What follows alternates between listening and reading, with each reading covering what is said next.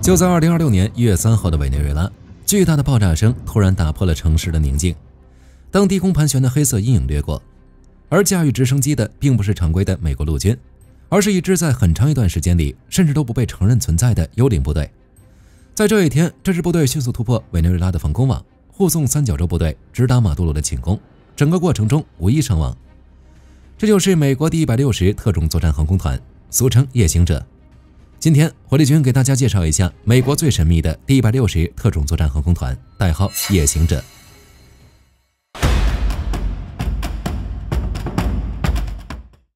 要理解第160特种航空团，我们必須把時鐘撥回到46年前那個讓五角大樓至今都不願多提的恥辱之夜。1980年4月，代號鷹爪的行動，為了營救被困在德黑蘭美國大使館的52名人質，美國軍方拼湊了一支史無前例的混編特遣隊。但這支隊伍從一開始就注定是一場災難。為什麼這麼說？這就好比讓你一群踢足球的後衛臨時去打籃球比賽。你看，直升機是海軍用來掃雷的 IH-53D， 不僅老舊，而且根本沒有為沙漠環境做過適配。飛行員是臨時抽調的海軍陸戰隊飛行員，他們習慣了海上飛行，卻對長途沙漠奔襲一無所知。而坐在機艙裡的卻是陸軍最精銳的三角洲特種部隊，這是一鍋由海軍出飛機、陸戰隊出司機、陸軍出乘客的大雜燴，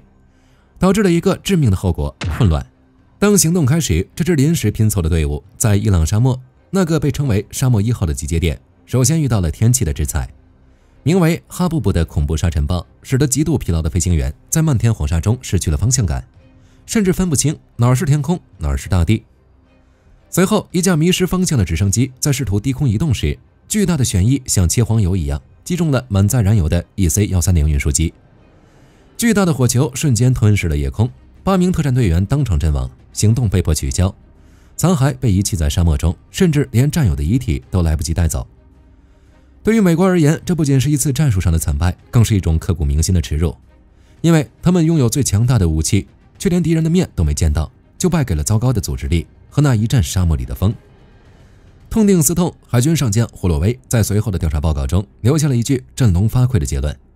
特種作戰絕不能依賴臨時拼湊的業餘選手。為了避免類似的災難重演，美國陸軍從大名鼎鼎的第101空降師中抽調了最頂尖的飛行員，組建了代號158的特遣隊，後來改成了第160特種作戰航空團。這一天後來被第一批成員稱為老鷹摘下勳章的日子，這是因為101空降師的師徽是著名的小鷹，他們必須脫離101空降師，成為不為人知的幽靈。這意味着什麼？意味着他們放棄了在常規部隊晉升將軍的光明前途，選擇潛入黑暗。他們不僅要學會飛行，更要學會在最極致的黑暗中像步兵一樣戰鬥。這就是第160特種作戰航空團。那麼這群幽靈究竟裝備了什麼樣的武器，才讓他們有底氣喊出暗夜前行者永不言棄的口號？第160特種航空团做一件讓所有常規飛行員都覺得匪夷所思的事情，他們拒絕使用工廠流水線上下來的標準版飛機。在他們眼裡，陸軍的通用直升機實在是不符合特種作戰的標準，於是他們把每一架直升機都進行了魔改。首先登場的就是我們在開頭提到的在加拉加斯執行任務的 MH-60M DAP。為什麼火力軍說它是現代戰爭的非法外掛？因為在 DAP 出現之前，直升機被嚴格分為2類，要麼是運人的運輸機，要麼是打仗的武裝直升機。但這架飛機打破了這些界限，它的正式名稱叫直接行動滲透者。你敢相信嗎？它的那門30毫米 M230 链式机炮原本是阿帕奇武装直升機的專屬武器。為了把它裝上一架黑鷹，工程師們甚至必須打開機身地板，加裝特殊的彈藥傳輸帶。這還不夠，它的短翼下還可以掛載多達4枚海爾法導彈，或者是70毫米的激光制導火箭彈。於是，這架原本用來運兵的直升機擁有了比肩武裝直升機的火力。在不到2小時的時間裡，地勤人員就能把一架普通的特戰黑鷹變成一艘能夠獨立獵殺地面裝甲部隊的空中戰列艦。如果說黑鷹是刺客，那麼 MH-47G 支奴幹就是一只會飛的重型裝甲怪獸。大家對支奴幹的印象可能還停留在那個飛起來慢吞吞的雙螺旋桨校車，但第160團手裡的這一款完全是2個物種。請注意看它的機頭，那根長長的像獨角獸一樣的碳管，那是空中加油管，這讓它成為了世界上極少數能夠像戰鬥機一樣在夜間進行空中加油的直升機。為什麼要這麼設計？因為特種作戰沒有邊界，有了這根管子，只要飛行員的身體扛得住，這架重型直升機的航程就是大大提升。無論是在阿富汗的高原雪山，還是在太平洋的浩瀚海面，它都能在不落地的情況下，把幾十名全副武裝的特種兵投送到地球的另一端。而且，為了在空氣稀薄的高原保持機动性，它甚至配備了特殊的燃油排放系統，在緊急爬升時，可以像噴氣式飛機一樣，瞬間拋棄燃油，減輕重量，以此來換取哪怕是每秒幾米的救命的爬升率。有了重型直升機，自然也少不了机智靈巧的小家伙 H-6小鳥，綽號殺手彈。別被它呆萌的外表騙了，它是世界上最致命的輕型攻擊平台。它的機身小到什麼程度？小到可以停在普通直升機根本進不去的狹窄街道，甚至是居民楼的樓頂。而且在它的機艙两側并沒有舒適的座椅，取而代之的是2塊簡陋的木板。你可以想象一下，你是三角洲部队的成員，你就必須坐在机艙外的这2塊板子上，雙腿懸空，沒有任何艙門保護，以每小時200公里的速度在摩天大樓之間穿梭。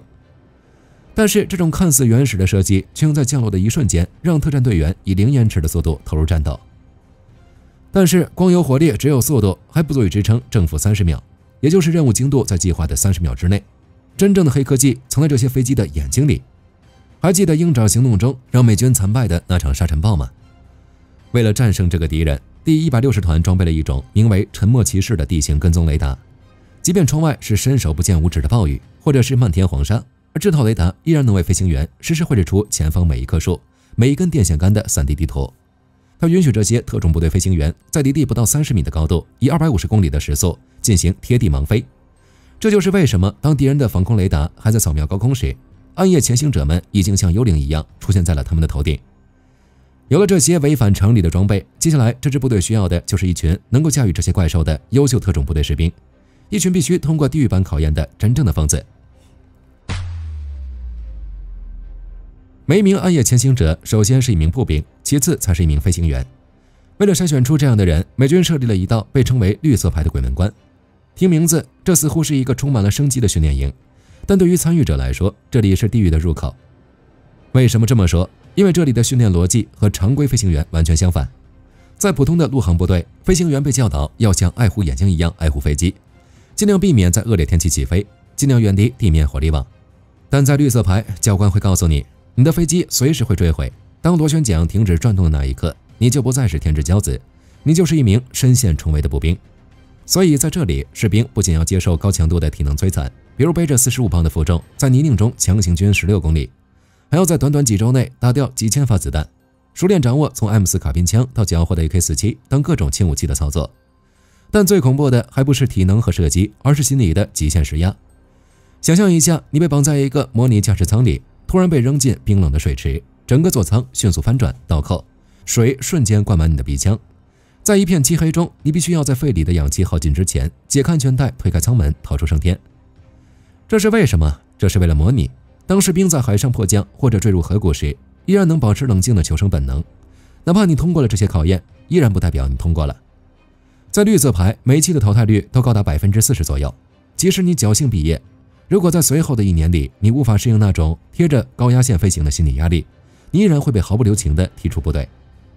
這種近乎變態的篩選，就是為了確保萬一直升機真的被打掉時，每一個活下來的暗夜潛行者都能像孤狼一樣戰鬥。而歷史證明，這種訓練是多麼的有先見之明，因為在1993年的摩加迪沙那場震驚世界的慘烈戰鬥中，正是這群經過綠色牌洗禮的飛行員，用生命詮釋了什麼叫做永不言棄。接下來，讓我們把目光投向那2場真正讓第160特種航空團封神的戰役。1993年10月，索馬里摩加迪沙發生了那場後來被拍成電影《黑鷹墜落》的慘烈戰鬥。當2架代號超級61和超級64的黑鷹直升機相繼被武裝分子的 RPG 火箭筒擊落後，第160特種航空团的飛行員們面臨了真正的地獄。特別是超級64的飛行員麥克杜蘭特，當他的飛機重重砸向地面，身受重傷無法動彈時，他面對的是蜂擁而來的數千名武裝民兵，但他沒有等死。他拿起了身邊的衝鋒槍，利用墜毀的機身作為掩體開始還擊。而在他頭頂盤旋的戰友2名三角洲特種部隊的狙擊手戈登和舒加特，他們主動請求所降到墜擊點，用生命構築最後一道防線。雖然這兩位英雄最終戰死，雖然杜蘭特被俘，但這場戰鬥讓全世界看清了這支部隊的底色。他們不僅僅是把人送到戰場的司機，當螺旋桨停轉的那一刻，他們就是最頑強的戰士。如果說摩加迪沙是悲壯的，那麼2011年的那場行動則是第160特種航空團的巔峰時刻，代號海神之矛。在那天晚上，為了躲避巴基斯坦的防空雷達，第160团拿出了压箱底的宝贝，2架從未公開過的隱形黑鷹。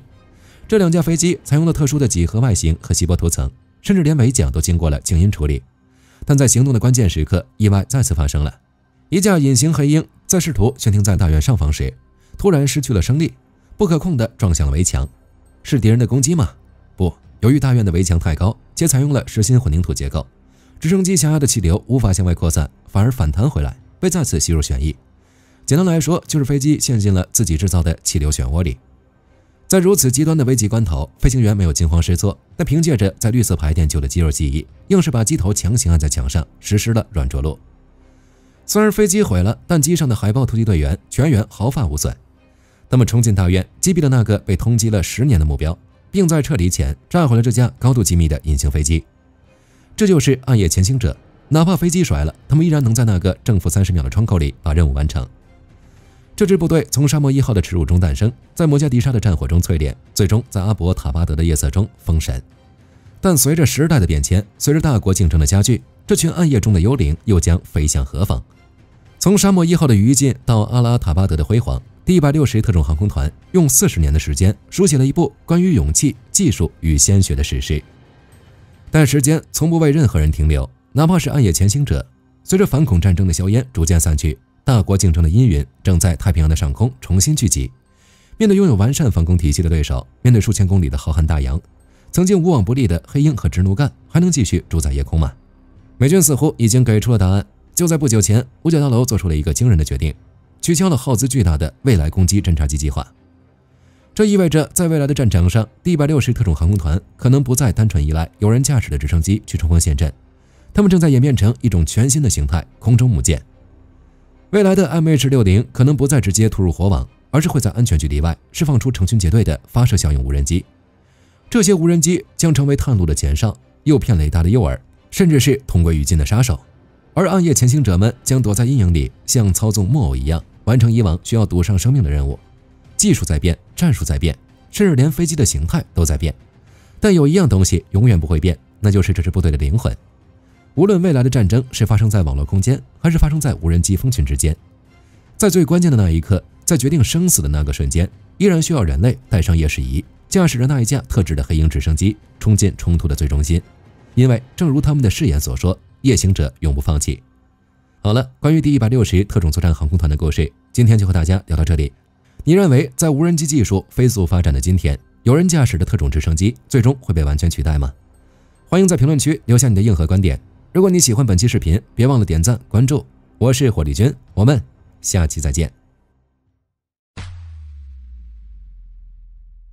好的，各位觀眾朋友們，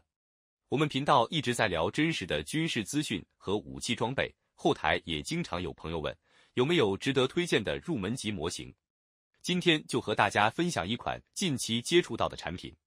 首先，它的外形還原度做得相當不錯，比例準確，武器上的一些關鍵細節和標識也都有體現，材質也說得過去，拿在手上有不錯的分量感。其次，它具備一定的可動性，對於理解基礎操作原理有一定幫助，讓它不僅是個靜態擺件。綜合它的做工和可玩性來看，價格確實比較親民。對於想入門模型收藏，或者單純想在桌上貼一個擺件的朋友來說，是一個性價比很高的選擇。商品鏈接已經給你們上了，感興趣的朋友可以自行了解。